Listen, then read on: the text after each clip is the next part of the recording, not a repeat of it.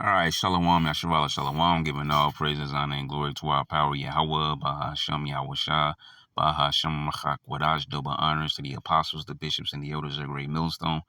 Peace and blessings to the whole elect of the tabernacles of David, scattered throughout the four corners of the earth, whomever you may be, wherever you may be, Shalom, Yashavala, Shalom. All right, this will be super brief. A world news with commentary. It's not the usual way that I do it, but nonetheless.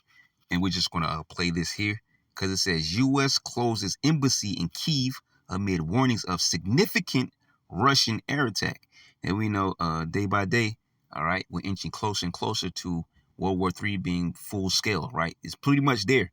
That's why you see all these different nations. All right, this nation's fighting that nation, fighting that nation, fighting this nation, right? And there's only two sides to the playing field. No matter how many teams are fighting, there's only two sides to it, and that's the U.S. and the other side, which is basically the head of that being Russia, okay? Because that's by way of prophecy. I mean, we might get that in Ezekiel 38. So it says U.S. closes embassy in Kyiv amid warnings of significant Russian air attack. All right, let's play this real quick. U.S. Embassy in Kyiv is closed this morning after receiving information about a potential significant Russian air attack today. The embassy in the Ukrainian capital is instructing staff there to seek shelter and warning U.S. citizens to be prepared to immediately shelter in the event of air alerts. Meantime, a U.S. official has confirmed to CBS News that the Biden administration will provide Ukraine with controversial anti-personnel mines. This comes as Ukraine has fired U.S.-supplied long-range missiles into Russia for the first time since the White House lifted restrictions on Kyiv's use of American weapons. Holly Williams brings us more. Ukraine fired 8 American-made ATACMS into Russia, according to U.S. officials. A video posted online appears to show a launch, though we cannot independently verify it. The target was a military facility in the Bryansk region of southern Russia, according to the Russian Defense Ministry. U.S. officials believe the Russians may have shot down 2 of the missiles, which have a maximum range of close to 200 miles. President Biden gave permission to Ukraine to use ATACMS deep inside Russian territory 3 days ago. Before that, the Ukrainians were only allowed to use them against Russian forces in Ukraine because of concerns that powerful weapons could further escalate this conflict. The Kremlin, though, seems to be stoking fears of an escalation. Vladimir Putin approved a change in Russia's nuclear doctrine yesterday, lowering the threshold for a nuclear strike. A U.S. official called that, quote, irresponsible rhetoric. The U.S. decision to allow Ukraine a broader use of the ATACMS came after more than 10,000 North Korean troops were deployed to Russia, bolstering Moscow's forces. Some of those North Korean soldiers are now seeing combat, and North Korea has sent additional weapons to Russia, according to a South Korean official. Back to you. Holly. All right, so we're going to stop it right there. Yeah, I saw one little clip the other day was talking about Ukraine desperately needs weapons. You sure about that? Because they just got millions, okay?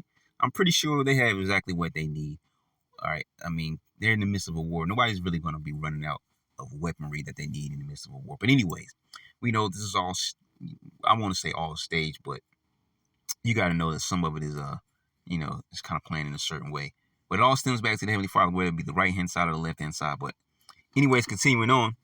Okay, so in the event where Russia air bombs a U.S. A U.S. embassy, all right, things are going to truly escalate, all right? Things are really going to truly escalate to another level, man, because the U.S. will be forced to retaliate. But we have to see what happens, okay? Because they may not just fully, go all in, because you know how it is. They'll retaliate, but how is it going to play out? But either way, if that happens, the bullhorns are locked now. There's no turning back from that. If Russia, all right, because they did give the warning, all right, about Ukraine multiple times, and then U.S. still gave them the go-ahead because U.S. is supplying the Ukrainians to fight against the Russians, and then you're using high-powered weapons, which you were allowed by America to attack us, in which we warned you about.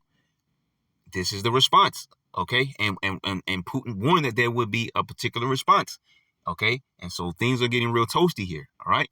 So we see prophecy, hey, the Lord is working out here, man. Let me get Ezekiel. I probably shouldn't have pulled up the blue letter. But I know where we're going anyway. So we'll grab Ezekiel 38 real quick. All right. Here we go. Ezekiel chapter 38. And it says, what? Son of man, set thy face against Gog, the land of Magog, which is dealing with Russia. It's not two different places. The chief prince of Meshach and Tubal, and prophesy against them, and say, thus said the Lord Yahweh, behold, I am against thee, O Gog, the chief prince of Meshach and Tubal, and I will turn thee back and put hooks into thy jaws. We've been seeing that happen with them ramping up their weapons technology system, all these different things. What they have is greater than what America has, and the numbers are more than what America has. All right.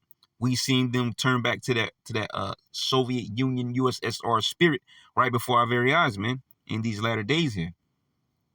And put hooks into thy jaws, and I will bring thee forth, and all thine army, horses and horsemen, whatever you got, like we just talked about, the air, okay, air bombing the U.S. Embassy, if that gets carried out. But you have the troops on ground, the army, the Navy, not the Navy, that's America, but you know what I mean, Air Force, okay, and then you also have, those that are on the sea, which includes submarines as well, which are under the sea.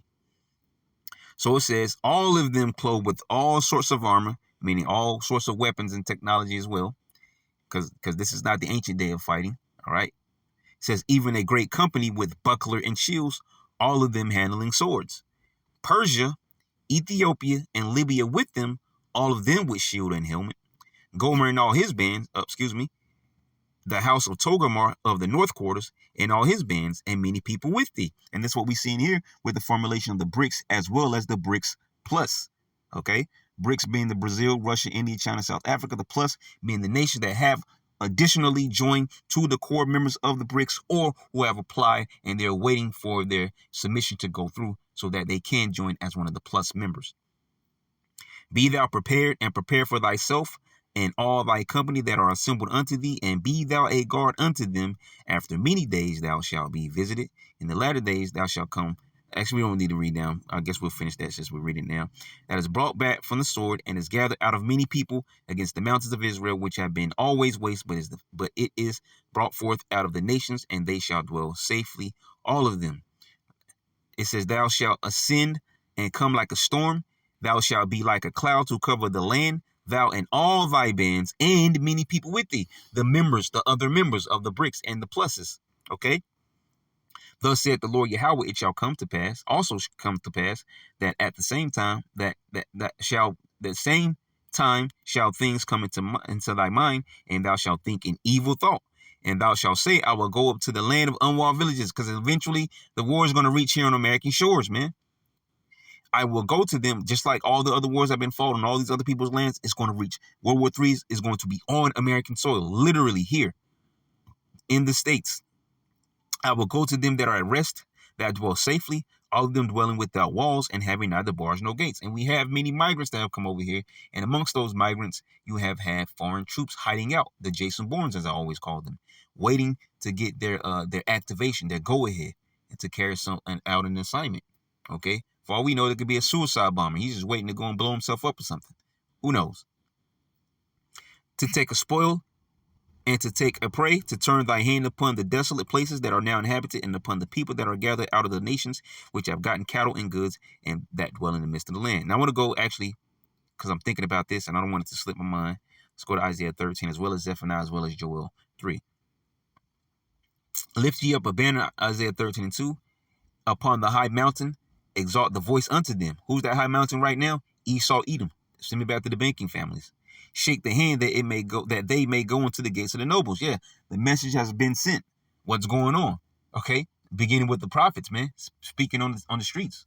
Okay, they're standing in that great fear right now because of the message that's been going out. The Israelites are awakened again. I have commanded my sanctified ones. I have also called my mighty ones for mine anger, even them that rejoice in my highness. The noise of a multitude in the mountains, like as of a great people, a tumultuous noise of the kingdoms of nations are gathered together. You see? World War III, Armageddon, Harmageddon, mountain of troops, man. Yahweh of hosts mustered the host of the battle, you see? Because the king's heart is in the hand of the Lord, and as a river of water, he turneth it whithersoever he will. Just like we just read in Ezekiel 38, I will turn thee back and put hooks into thy jaws. That's the Lord sending the angel to work on the minds of these leaders All right, it's the Lord that sent the angels to turn them back and put the hooks into their jaws to get back into that fighting spirit, that let's go to war spirit. Like I'm taking it all or nothing spirit. You see? Yahweh of hosts. Host means army. Mustereth, the host of the battle. Mustereth these armies to battle, one against another. It says they come from a far country, from the end of heaven, even Yahweh and the weapons of his indignation. All right? To destroy the whole land. And the weapons of the Lord's indignation are these nuclear missiles. All right? These countries, those don't belong to the countries. The Lord's going to make those countries use them against one another. Those are his weapons, you see? Let's go over here. What I just mentioned. I just wanted to get it before I forgot. Zephaniah 3. I think I went out too far. Here we go. Zephaniah 3 and 8. Therefore, wait ye upon me, said Yahweh, until the day that I rise up to the prey. Who are the prey? It's the heathen nations. The scriptures talk about us being given as they pray to these heathen nations. Now the Lord's mentioning these heathen nations as the prey. For my determination is to gather the nations, that I may assemble the kingdoms, to pour upon them mine indignation, which is his righteous anger, even all my fierce anger, for all the earth shall be devoured with the fire of my jealousy. You see? Let's go get this. Joel 3. It says, I will also gather all nations and will bring them down into the valley of Yehoshaphat, the valley of judgment, the valley of the Lord's decision, and will plead with them. Plead means destroy them. All right. He's going to destroy them and their armies and everything else that they have. Right. It says, plead with them there for my people and for my heritage Israel, whom they have scattered among the nations and part of my land. You see? What do you mean God loves everybody? He says he's going to kick some ass amongst these heathen nations for scattering his people. You see? That's why we just read Zephaniah 3. For us to wait on the Lord. We don't get carnal. We're spiritual. We stay in the spirit to the best of our ability. All right? That's where our strength lies. Esau can't step to us in that territory. The weapons of our warfare are not carnal. All right? But Esau's a carnal man. We can't step to him in his territory, in his blessing. That's why we wait upon the Lord. All right? The victory is written. Okay? You see me throw the peace sign a lot lately? Because the peace sign, the two fingers don't really mean peace. Actually, that means victory. Okay? It's a V for victory. And I'm going to keep throwing it up because the victory is already written. And will plead with them there for my people and for my heritage Israel, whom they have scattered among the nations, and they have cast lots for my people and have given a boyfriend a harlot, and so they girl for wine that they might drink. Okay? Now I want to jump down and get the other scriptures here just to hit the points. Verse 9 says, proclaim ye this among the Gentiles, you heathens, every last one of you. Prepare war. Wake up the mighty man. Let all the men of war draw near. Let them come up, which also links to Isaiah 14, where it says, have thou become as weak as we? Because given the strategic alliances some of these people are making, they're being able to, just like in this case right here, Ukraine is able to fight on a higher level because America is backing them. See? And so Russia, and you have places like Russia, China, and other places, they're going to do the same on the opposite side. All right. So they're trying to bully this little guy over here. So let me go and back up this little guy over here. See, let's even the playing field. All right. Where the proxy wars. Okay.